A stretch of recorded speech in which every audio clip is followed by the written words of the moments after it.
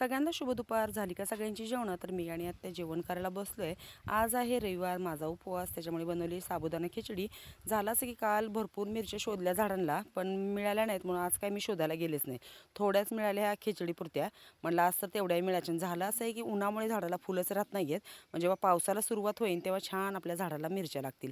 आज मी भाजी बनवलेली आहे, बटाट्याची रस्सा भाजी, एसराची भाजी बनवली आहे. एका ताईंला बहुतेक आमच्याकडचा इसूर हवा आहे वाटतं, अशी तिने काय कमेंट केली आहे. पण ताई खरंच मला काय ह्या कामामुळे ना शक्यच होत नाही की काय म्हणजे वेगळं बनवावं करावं.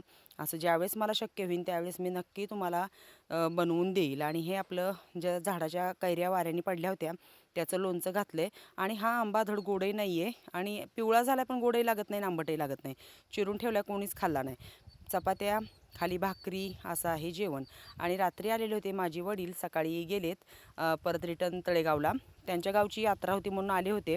आत्याने सुरुवात केली जेवणाला. माझ्या पोराचा काय खेळ चालू बघा. कूलर बाहेर घेतला आहे, आम्हाला भरपूर असं गरम होतं म्हणून. तर तो पाणी हे करतोय, नळीने पाणी तिकडून सोडतोय, वाऱ्याने पाणी आमच्याकडे मस्त असा फवारा येतोय.